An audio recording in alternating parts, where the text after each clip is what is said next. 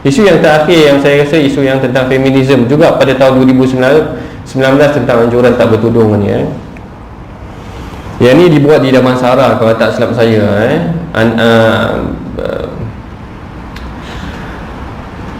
ini pun penat juga tuan-tuan nak jawab isu hijab ni sampai satu tahap dia kata sebenarnya Allah Ta'ala tak suruh pun kita pakai hijab ni bahkan bila nak mengesahkan pemujaan dia dibawa dia kata hey ho dia ada 5 pendapat ulama yang berpendapat rambut ni bukan wajib tutup. Bawa pula kata ulama hak ni pun kita penat juga nak jawab tuan-tuan ni entah mana datang ulama yang dia je consider ulama kadang-kadang ni ataupun kadang-kadang syaz ni, kata-kata syaz yang dibawa ni tadi. Yang ni saya sebutkan tadi, Kasim Ahmad. Sebenarnya penafsiran tentang tudung ni Kasim Ahmad dah bawa dah, golongan yang dikategorikan sebagai menolak ataupun menolak hadis ni. Kalau tuan-tuan tahu ayat Quran yang Allah Ta'ala kata famsahu biru'usikum yang Allah Ta'ala ayat tentang wudu, saya ambil masa sikit lah tuan-tuan minta maaf, ada 3 minit, 2 minit je saya habiskan isu ni betul habis kawan kami daripada kuis memang sempat pergi interview dia dekat Kedah. Waktu tu kuis buat kajian tentang anti hadis, pergi jumpa 3-4 orang, pergi jumpa Siti Kasim Ahmad, pergi jumpa Kasim Ahmad, sama-sama pasang video. Maknanya kita orang kumpulan penyelidik ni letak video nak rakam dia pun rakam kita balik. Macam tu. Jadi macam perdebatan antara Kasim Ahmad dengan tim researcher daripada kuis tentang apa yang dia faham tentang ayat Quran. Termasuklah isu hijab ni, dia ambil balik ayat yang famsahu biru'usikum ni adalah ayat wudu. Allah Ta'ala kata bila kita nak ambil wudu, kita basuh muka kita, kemudian Allah Ta'ala kata famsahu biru'usikum, sapulah kepala kamu, sapulah rambut. Famsahu biru'us ni maksudnya sapulah kepala kamu. Jadi Kasim Muhammad kata ayat ni menunjukkan bila Allah Ta'ala suruh sapu kepala, berarti orang pada zaman tu tak pakai tudung pun. Mana penafsiran nasional dia. Maknanya Allah Ta'ala suruh ke sapu rambut, orang tak pakai tudung waktu tu. Macam tu pemujahan dia. Tak pening kita dengar, tapi tuan-tuan mungkin rasa pening ataupun hairan orang ambil pemujahan ni. Untuk orang yang mungkin tak suka pakai tudung ataupun merasakan sebenarnya pemujahan tentang tudung ni sama, lalu dia pun ambil tentang pemujahan ni, dijadikan pula hujah untuk membolehkan sebenarnya tudung ni ataupun rambut ni bukanlah satu aurat pun. Yang ni yang pendapat ulama sama juga, geng-geng liberal pada pandangannya ada 5 tentang wajib. Hujah pertama yang dibawa oleh Sisters in Islam adalah dia kata sebenarnya ayat yang paling famous sekali yang digunakan adalah la ikraha fid din. Dia kata Quran says there is no compulsion in matters of faith. Dia kata sebenarnya tidak ada paksaan dalam agama. Jadi tak ada orang boleh paksa kita pakai tudung ataupun tak pakai tudung. Ini sisters kena pemujahan. Satu. Tapi yang ni kita dah jawab banyak ayat tentang la ikraha fid din ni saya jelaskan pada tuan-tuan. Konteks dia adalah konteks akidah. Tentang ayat sebelum tu pun, tentang ayat kursi pun sebelum tu, dia memang konteks akidah. Dia bukan konteks tentang perkara tudung ataupun sebagainya sebelum tu.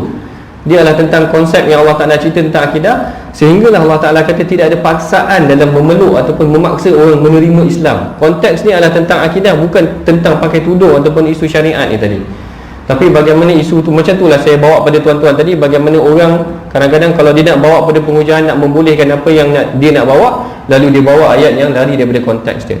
Yang ni sama pengujahan yang dibawa oleh banyak tentang konsep la ikraha fid din ni, sebenarnya larangan ataupun kebolehan dia pun sangat banyak juga sebenarnya, yang menunjukkan tak ada kaitan pun dengan apa yang dibawa. Konsep yang kedua dia kata illa ma zahara minha, yang disebutkan dalam ayat dari Quran tu adalah pada dia apa yang terzahir ni, termasuklah rambut adalah perkara yang boleh dizahirkan, yang ditafsirkan semula yang pada hakikatnya tidak ada ataupun memang tak ada orang tafsirkan sebegitu apa yang boleh dizahirkan daripada aurat tu tadi. Ini yang disambut ni tak apa, saya tak tunjuk ni semua tuan-tuan Saya ni saya tunjuk juga sikit bila Jaiz lawan isu ni, Jaiz pula dituduh sebagai harassing, mengganggu diorang. Maknanya itu hak dia orang lah, dia orang tak nak pakai tuduh. Bila Jaiz lawan, di hijabing forum panelists accuse Jaiz of harassing. Maknanya seolah Jaiz pula yang salah. Dan kemuncak dia saya nak bawa pada tuan-tuan yang ni ada juga waktu ni kajian kita sebelum lebih kurang tahun 2010 dulu. Ada sampai pemikiran kata sebenarnya tudung tu syirik. Yang main-main saya kita deal dengan isu ni kadang pening. Macam mana orang pakai tudung ni, semua yang pakai tudung ni boleh jadi syirik ni, saya tak. Isu dia adalah pada dia sebenarnya Allah Ta'ala tak pernah mention tudung ni secara spesifik dalam Quran. Saya bawa pada tuan-tuan pengujahan dia. Tak ada secara spesifik dalam Quran menceritakan tentang hijab ni tadi pada dia orang lah, pada dia orang. Sehinggalah satu tahap dia kata sebenarnya yang menafsirkan tudung ni wajib dipakai adalah ulama'. Jadi bila kita ikut ulama', kita telah syirik pada Allah Ta'ala kerana kita utamakan ulama' daripada Allah Ta'ala. Sampai ke tahapnya tu. Jadi yang ni macam tak boleh nak jawab dah, tak tahu dah macam mana nak jawab. Sebab dia pusing habis dah. Orang yang pakai tudung pula syirik macam tu. Jadi isu kita ini saya tak sempat dah. Ini agak serius tapi saya jawab juga sebab dia fitnah anak Rasulullah. Dia kata sebenarnya Fatimah sendiri tak pernah bersunat pun. Ini yang diambil oleh, nak sebut nama tak sampai hati, tapi memang geng sisters ni saya biasa bergaduh dengan dia orang ni, biasa cerita saya ke Majidah ni ke, yang geng sisters ni biasa bergaduh. Sebab memang kadang-kadang sampai satu tahap kenapa nak kata Fatimah pula tak bersunat macam tu kan. Iyalah dia bawa isu, memang barat punya idea. Dulu anak saya pun bila kami dapat anak perempuan dekat UK, memang kawan-kawan tak suggest pun untuk sunat dekat UK. Sebab dia akan anggap benda tu abuse the child, dia akan anggap benda tu macam menganiaya kanak-kanak. Jadi kalau nak sunat pun memang kena bawa balik ke Malaysia. Jadi saya tak sempat lah. Tapi kalau tuan-tuan nak tengok, boleh saya macam ni kadang-kadang kita dah jawab dalam Facebook ataupun dalam website saya, ceritakan tentang ini adalah satu fitnah untuk Rasulullah sendiri. Kalau dia tak nak pun bawa, ataupun dia nak berjuangkan sangat kepada tak nak disunatkan anak perempuan, jangan sampai fitnah Rasulullah, tuan-tuan. Mana perkara ni agak serius juga. Kesannya badan otoriti di Sabah ni kat sisters mempertikaikan JAKIM, mempertikaikan fatwa balik geng-geng yang sisters yang melawan fatwa. Saya kira saya bawa simpulkan sebenarnya pattern of criticism dia biasanya sebenarnya dia orang akan ambil selective verses. Ayat-ayat tu memang dipilih secara selektif sahaja. Kemudian loose semantic meaning maksudnya ayat yang bahasanya longgar, yang memudahkan untuk dia orang tafsirkan dengan penafsiran semula. Dia akan reinterpret dengan different angle, dengan angle yang berbeza.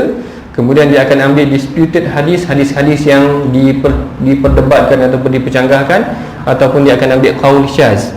Qaul syaz ni pandangan-pandangan yang ganjil tentang tudung, tentang macam-macam. Sebenarnya ada juga pandangan-pandangan ulama yang ganjil, yang ni yang dipetik semula tadi. Kadang-kadang ni saya ringkaskan. Asas perjuangan ni adalah kembali kepada hak, macam mana pun dia akan kembali kepada hak asasi manusia. Pada mereka hak asasi dia lah. Dia nak pakai tudung ke, dia nak kahwin dengan lelaki ke, dia nak kahwin dengan perempuan, tu hak asasi dia. Yang ni yang kita kena bezakan antara hak asasi manusia ke hak asasi kebidatangan dia orang ni. Tak tahu lah nak kata manusia buntak tu kesamarataan, feminism. Kemudian kalau tak ikut agenda barat ni, dia akan rasa mundur dan sebagainya. Saya sepatutnya stop lah sampai sini ya tuan-tuan